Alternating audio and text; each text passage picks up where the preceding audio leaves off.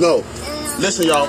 These kids want to act up in school, want to go to school and embarrass you, want to make like they got no home training. So I told my son, don't go to school embarrass me no more. I take care of you, son. I give you anything you want. I discipline you. But you're going to embarrass me like this? No, so now I'm going to cut his hair, send him to school with a bald head.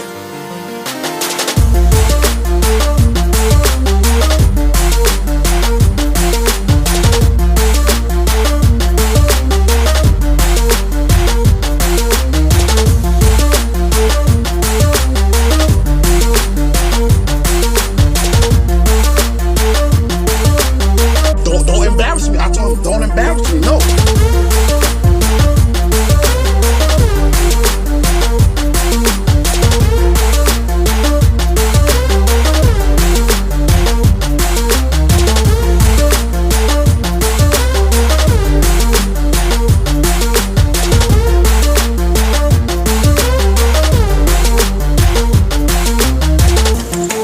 I won't ever in my life ever humiliate my own DNA on a social media network. I seen a lot of parents do that, and it actually made me cry.